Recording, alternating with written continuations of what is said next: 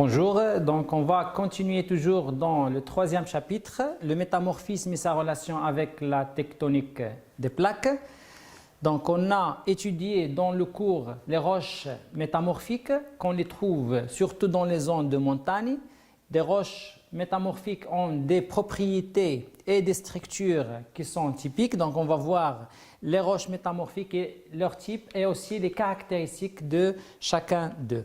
Donc on va étudier donc les propriétés des roches et le lien où se trouvent ces roches dans les zones de montagne. Donc pour cela, vous allez étudier trois types de roches d'abord pour comparer la structure.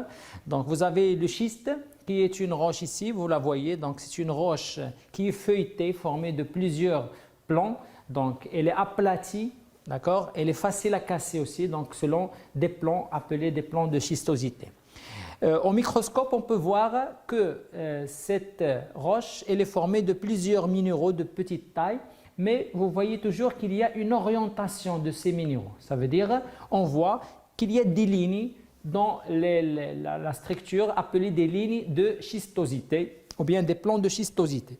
Donc parmi les caractéristiques du schiste, donc elle est facile à cliver ou bien à casser. Elle a un aspect feuilleté formé de plusieurs feuilles et la structure est dite schistée ou bien la schistosité. Pour la deuxième roche que vous avez vue, c'est le mécaschiste. Un mécaschiste, c'est une roche aussi un aspect feuilleté, ça veut dire on voit qu'il y a des lignes ou bien des feuilles, mais ça apparaît plus dense, plus rigide par rapport au schiste. Sur le microscope aussi, on voit des minéraux de grande taille ou bien de moyenne taille par rapport au schiste, mais toujours il y a une orientation, ça veut dire vous voyez comme des lignes dans l'observation microscopique.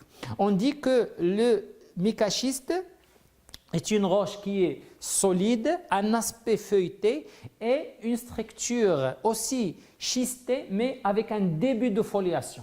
Début de foliation, on voit ici dans la lame mince qu'il y a début de formation de quelques minéraux qui vont former des lits et ces lits de différentes couleurs. Donc vous avez le mica par exemple, le mica blanc, le mica noir, etc. La troisième roche, c'est le gneiss. Donc, pour le gneiss, c'est une roche qui est très rigide. On la voit ici dans cette photo.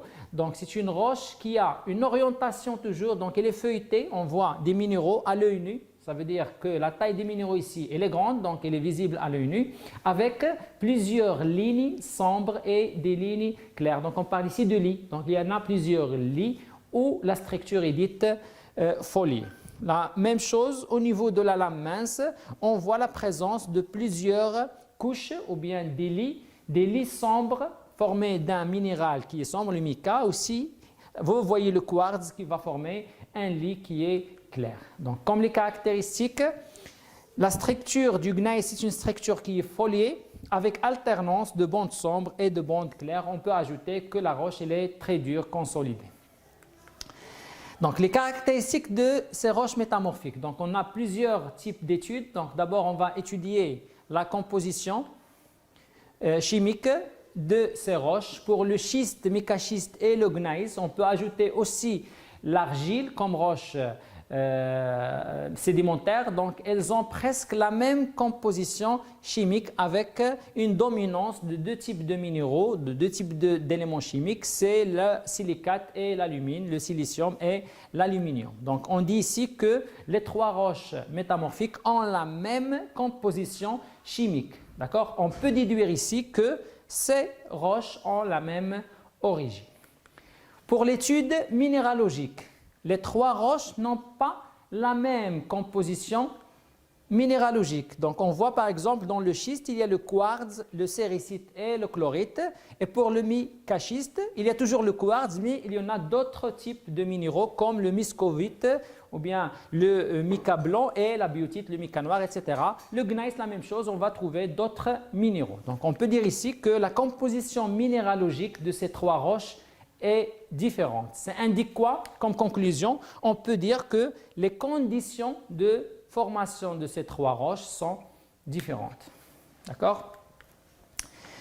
Passons maintenant aux facteurs du métamorphisme. Donc, pour déterminer les facteurs qui influencent la formation des roches métamorphiques, vous avez une petite expérience, on va prendre une roche avec des petits cristaux, par exemple les cristaux de mica, et on va exercer une force, c'est comme l'exertion d'une pression tectonique sur les roches.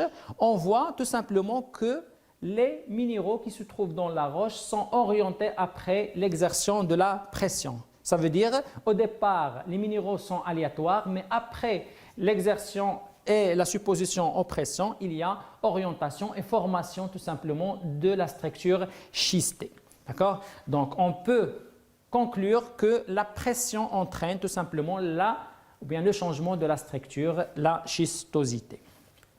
La deuxième expérience, c'est une expérience réalisée par un géologue qui est Winkler. Donc Winkler elle a fait subir des roches à des températures élevées, mais avec la même pression. Ça veut dire sans changer la pression.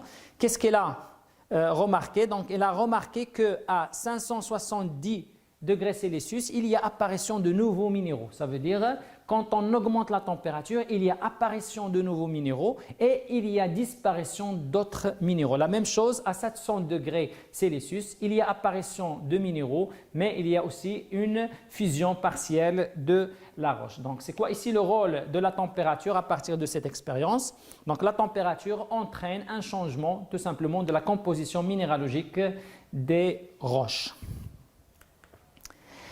Donc, ces deux facteurs, ça veut dire la température et la pression, donc, jouent un rôle dans la détermination des roches métamorphiques. Donc, vous avez ici une expérience de variation de la pression et la température d'un mélange de silicate d'alumine, par exemple une roche argileuse. Et on peut déterminer à partir de cette expérience plusieurs zones. Cette zone, par exemple, en orange de l'andalusite, c'est la zone où l'andalusite existe. Ça veut dire on peut déterminer un domaine où l'andalusite, qui est un minéral, est stable. On parle de domaine de stabilité. Par exemple, pour le domaine de stabilité des minéraux, on peut par exemple déterminer l'andalusite. Donc, vous avez une température minimale et une température maximale. On fait la projection tout simplement de ce domaine dans l'axe de la température. La même chose, on peut déterminer la pression. On fait la projection de tout le domaine sur l'axe de la pression et on détermine une pression minimale et une pression maximale. Donc ainsi, on peut avoir un intervalle de température et un intervalle de la pression pour chaque minéral. Donc on dit que c'est un minéral indicateur. Indicateur ou bien index, ça veut dire qu'il indique les conditions de la formation qui sont la température et la pression. D'accord? Donc, en général, ces minéraux index vont nous aider pour classifier, bien sûr, les roches métamorphiques et pour déterminer les conditions de formation de chaque roche. Et comme définition du métamorphisme, c'est un phénomène géologique qui correspond à des transformations dans la composition minéralogique des minéraux et dans la structure, le changement de la structure d'une roche préexistante, mais toujours à l'état solide. Vous soulignez solide, ça veut dire que la roche ne doit pas subir une fusion, sous l'effet de deux facteurs qui sont la pression et la température. D'accord. Une roche contient bien sûr plusieurs minéraux index, donc on peut déterminer maintenant, donc on va déterminer ces conditions du métamorphisme dans la nature, ça veut dire la température et la pression. Donc dans le globe terrestre, en fonction de la profondeur, donc si on augmente la profondeur, il y a toujours augmentation de la température et de la pression. Donc pour la température, on parle d'un gradient géothermique. Donc le gradient géothermique a une moyenne de 25 à 30 degrés Celsius par kilomètre. Donc quand on augmente la profondeur, bien sûr, il y a augmentation de la température. Pour la pression, donc la pression augmente en passant bien sûr de la surface vers la profondeur. On parle de la pression lithosphérique, bien sûr, exercée par les roches qui se trouvent au-dessus de ces roches. D'accord, il y a une deuxième pression, donc on parle d'une pression tectonique. dû à un rapprochement, par exemple, entre les plaques lithosphériques. Dans les cas de subduction, obduction et collision, il y a deux types de pression exercée sur les roches. Il y a une pression lithosphérique des roches qui se trouvent en dessus et il y a une deuxième pression tectonique due à force compressive. Bien sûr, le gradient géothermique change selon les régions. On va revoir ça dans les zones de subduction et la zone de collision. Maintenant, la notion du faciès métamorphique. Donc, une roche est constituée, on a dit, de plusieurs minéraux. Donc, on peut trouver plusieurs minéraux index. Donc, c'est pour cela on peut déterminer des domaines qui englobent plusieurs minéraux indicateurs. Donc, ici, vous avez un diagramme qui représente ce qu'on appelle les faciès métamorphiques. Par exemple, le faciès ici de schiste bleu, c'est un ensemble de minéraux qui ont presque les mêmes conditions de la formation, le même domaine de stabilité. Par exemple, le schiste bleu, c'est le faciès qui contient le glaucophane, le grenat et l'épidote. La même chose pour le schiste vert, c'est un autre faciès qui contient d'autres minéraux indicateurs. D'accord? Donc, faciès métamorphique, c'est un ensemble, c'est un groupe de minéraux. Bien sûr, ici, on parle seulement des minéraux index qui caractérisent ou bien qui sont stables dans des conditions de température et de pression données. Une série métamorphique maintenant, donc ça ce sont des définitions à retenir, c'est l'ensemble des faciès métamorphiques qui dérivent d'une roche mère. Par exemple, quand on passe du schiste vert vers le schiste bleu, vers l'éclogite, on augmente la température et la pression, on va tout simplement avoir une série métamorphique, par exemple schiste vert, schiste bleu, éclogite, c'est une série caractéristique des zones de subduction, on va la voir après. Maintenant, passons aux roches. Donc, une roche peut subir une augmentation de la température et de la pression sous l'effet de la profondeur ou bien des forces tectoniques, ce qui va engendrer la formation d'une séquence métamorphique. Je vous donne un exemple ici pour bien comprendre la séquence et vous faites la différence entre séquence et série métamorphique. Donc, si j'augmente par exemple l'intensité du métamorphisme pour l'argile. Donc, l'argile par exemple contient des minéraux, par exemple de l'aluminium, des silicates, du calcium, etc. Donc, si j'augmente la température, cette argile va se transformer en schiste, qui est une roche métamorphique avec disparition de quelques minéraux et apparition d'autres minéraux comme la séricite et la chlorite. La même chose, si j'augmente les conditions du métamorphisme, le schiste va se transformer en mécaschiste avec disparition et apparition de nouveaux minéraux. Donc, quand on passe de l'argile, qui est une roche sédimentaire, vers les roches métamorphiques, on parle d'une séquence métamorphique. Un exemple, donc l'argile va donner le schiste et le schiste donne le mécaschiste et enfin le gneiss comme séquence métamorphique. D'accord? Maintenant, les domaines du métamorphisme, à partir des deux conditions, ça veut dire la température et la pression, on peut déterminer trois types de métamorphisme.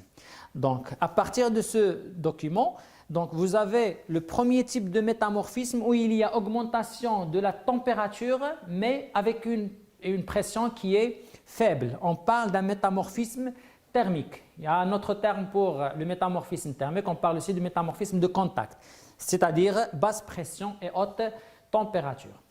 Le deuxième domaine, le deuxième type de métamorphisme, ici, on voit qu'il y a augmentation de la pression, une forte augmentation, mais une faible augmentation de la température. On parle d'un métamorphisme dynamique. D'accord? Donc, haute pression et basse température. Et au milieu, on trouve un domaine où il y a augmentation de la température et de la pression. Et le métamorphisme ici, il dit thermodynamique. On parle aussi de métamorphisme régional. D'accord? On va le voir dans les régions de collision. D'accord. Dans les zones de subduction, maintenant on va chercher les types de métamorphisme et les types de roches métamorphiques qu'on va trouver dans cette zone. Donc la zone de subduction, il y a toujours une lithosphère océanique qui est en fuite, qui est subduite sous une lithosphère continentale. Cette lithosphère océanique contient des roches qui sont froides, ça veut dire c'est un plancher froid qui se trouvait dans l'océan, mais à cause des forces de compression, les roches vont subir une très grande pression, ça veut dire une augmentation de la pression avec une température faible due à l'anomalie thermique négative. On voit ici la transformation des roches, par exemple le gabbro, le basalte, en schiste vert, puis le schiste bleu et à la fin on trouve l'éclogite. Donc si on revient au diagramme des faciès métamorphiques, donc on passe du schiste bleu vers le schiste vert vers l'éclogite, il y a augmentation de la pression avec une augmentation modérée ou bien faible de la température. Donc c'est un métamorphisme dynamique. Donc ça c'est le premier métamorphisme. Le deuxième type de métamorphisme, on le trouve à côté du magma formé. Donc le magma forme des chambres appelées des plutons sous l'arc volcanique. Les roches qui sont avoisinantes de ce magma vont subir une élévation de la température, mais à basse pression puisqu'on est proche de la surface. Donc, dans ce cas, ces roches vont subir un autre métamorphisme qui est thermique, ça veut dire une augmentation de la température et une basse pression. Donc ici, dans la zone de subduction, vous pouvez trouver deux types de métamorphismes, notamment le métamorphisme dynamique. C'est appelé aussi un métamorphisme de subduction. On le trouve surtout dans les zones de subduction, sous l'action d'une haute pression et basse température. Et il y a une série métamorphique qui est très importante, que vous pouvez le trouver dans des exercices. C'est le schiste bleu qui se transforme en schiste vert, ensuite en éclogite. Le deuxième type de métamorphisme, ce n'est pas typique aux subductions, mais toujours on le trouve dans les régions où il y a une intrusion magmatique. Si vous avez une intrusion magmatique sous forme de Pluton, les roches avoisinantes de ce magma vont subir un métamorphisme de contact ou bien un métamorphisme thermique appelé aussi, donc ça va former une auréole de métamorphisme. Passons maintenant aux zones de collision. Dans une zone de collision, la collision entre les deux croûtes continentales va donner tout simplement un épaississement de la croûte continentale, formation de la racine crustale. Et dans cette racine crustale, il y a une haute température et une haute pression. D'accord? Donc la profondeur elle est élevée. Ça veut dire on va avoir une transformation de roche, par exemple l'argile en schiste. Donc si j'augmente la profondeur, on va trouver le mécaschiste et enfin on va trouver le gneiss. Le gneiss, ça se trouve toujours dans les limites extrêmes du métamorphisme. Donc pour cette série schiste, mécaschiste et gneiss, donc c'est une transformation. Ici vous voyez donc la roche R1 qui est par exemple une roche sédimentaire qui va se transformer en schiste vert, en amphibolite et enfin en gneiss. Donc c'est une séquence ou bien c'est une séquence métamorphique dans le domaine du métamorphisme thermodynamique ou bien régional. D'accord? Donc comme conclusion de ce chapitre, donc le métamorphisme c'est un phénomène très important qu'on trouve dans les régions montagneuses. Ça change la structure et la composition minéralogique des roches préexistantes sous l'action toujours de la pression et de la température à l'état solide. Bien sûr, selon la tectonique, selon les contraintes et les types de rapprochement entre les plaques, on peut trouver plusieurs types de métamorphisme.